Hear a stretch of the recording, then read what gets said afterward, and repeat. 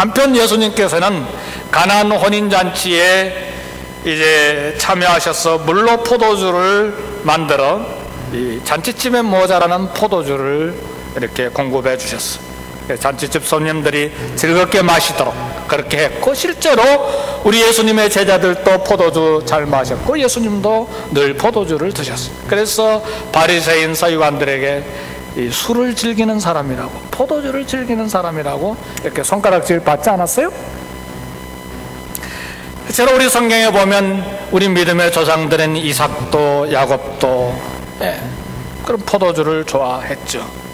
그러나 성경은 술에 임박히거나 술 중독에 들거나 그리고 술 취하는 것에 대해서는 구약 신약 할 것 없이 강력하게 금지합니다. 오늘 본문에도 나와 있지만 술 취하지 말라, 이는 방탕한 것이니, 그러니까 술에 취하는 것이 뭐라고요? 방탕의 죄를 짓는다는 말이에요. 노아가 포도주에 취해가지고 노아 홍수가 끝난 다음에 나와서 포도를 다 심어서 포도주를 만들어서 먹었어요. 근데 취하지 말아야 되는데 취해버렸어요. 근데 이상한 버릇이 있었는지 술 취하고 나니까 그냥 옷을 다 벗어버렸어. 팬츠 하나라도 입어야지 그냥 다 빨가벗고 자버렸어. 이제 그것을 둘째 아들 함이 보고 나발을 불러버렸어. 함이 이게 자식도리를 제대로 못한 것이죠. 성격적으로도 좀 이상한 것 같아. 그걸 몰래 가서 덮어줘야지. 아버지 수치와 부끄러움을 그냥 동네방네 떠들고 다녀버렸으니 그 어떻게 되겠어요? 불효자식이지. 근데 문제는 노아가 깨어나가지고 이 사실을 알고 함을 저주했어요. 이게 술 취함의 대표적인 실수가 성경에 기록되어 있는 거예요. 결코 노아가 잘한 것이 아니죠. 자기가 잘못한 거 가지고 자식 잘못했다가 저주했으니 그게 될 말입니까? 그러니까 술 취하면 이런 일이 생긴다는 말이죠. 그래서 지혜자는 말합니다. 잠언 23장의 말씀을 보니까 재앙이 누게 있느냐, 근심이 누게 있느냐, 분쟁이 누게 있느냐, 원망이 누게 있느냐, 까닭없는 창상이 누게 있느냐, 붉은 눈이 누게 있느냐, 술에 잠긴 자에게 있고 혼합한 술을 구하러 다니는 자에게 있느니라. 벌써 이 수천 년 전에 칵테일이 있었던 모양이죠. 혼합한 술을 구하러 다니는 자에게 재앙이 있다. 술에 잠긴 자라는 말은 술에 중독된 자, 술에 취한 자라는 말이에요. 강력한 경고를 지혜자가 지금 잠언에서 하고 있는 것입니다. 사도 바울도 술의 남용과 술의 과용이 성도들의 신앙생활에 얼마나 크게 위험한 것을 알았어요. 그래서 감독을 세우는 자격에 술을 즐기는 사람은 자격 박탈, 안 돼. 이 감독이라고 하는 것은 장로 목사입니다. 감독들은 술을 즐기지 아니하고 그랬어요. 이 감독 자격에 여러 가지가 있는데 그 중에 하나예요. 이와 같이 집사들은 술에 임박이지 아니하고 중독들지 않아야 된다는 말이에요. 늙은 여자로는 이와 같이 행실이 거룩하여 많은 술의 종이 되지 말며, 술의 종이 된 여자들도 있었단 말이에요. 당시에도 그렇게 하지 말라고 그랬어요. 우리 한국교회가 유독 술하고 담배를 금지했어요. 우리 종신대학원에 아주 유명한 미국 교수, 웨스터민스터 교수가 선교사로 와서 상당히 오랫동안 교수하신 분이 있는데 하비칸 박사라고 있어요. 이 사람 줄 담배 피우는 사람이에요. 근데 우리 한국에 와서는 교회 전체가 다 담배를 안 피우니까 일제를 안 피웠어요. 근데 웨스터민스터에 와가지고 또 피웠다는 이야기가 있어요. 근데 우리 한국교회가 술, 담배를 금지한 역사적인 이유가 있어요.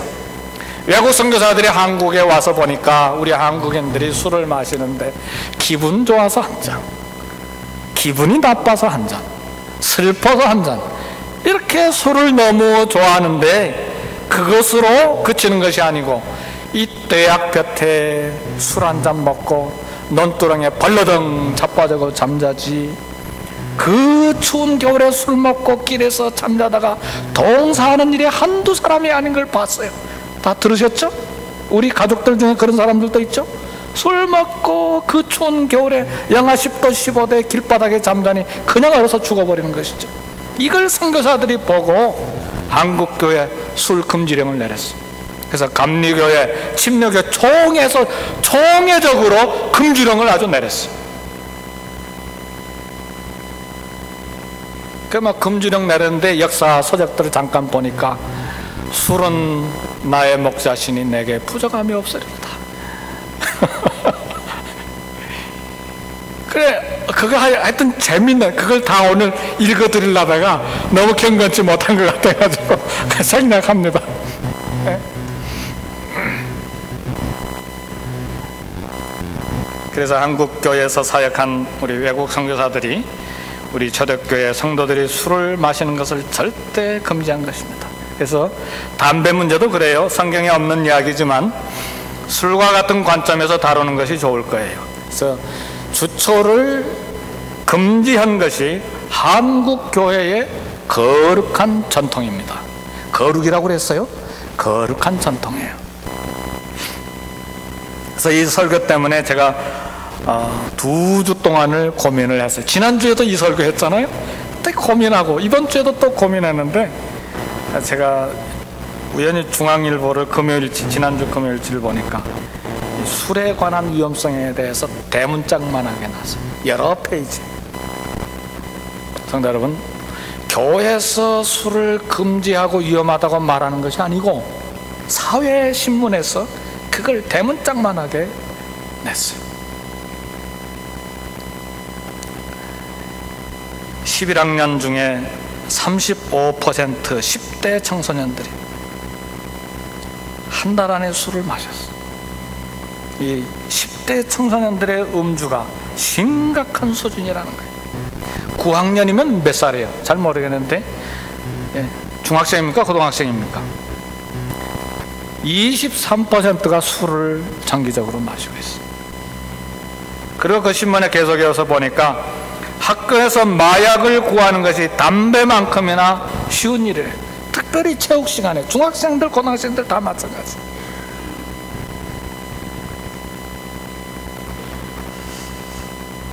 우리 장년 성도들이, 부모들이 술을 마실 권리와 자유가 성경에 얼만큼 허락되어 있는지를 눈을 켜고 찾아보고 있는 동안에 내 딸과 내 아들들은 음주와 마약에 빠져들고 있는 사실을 심각하게 생각해야 돼요.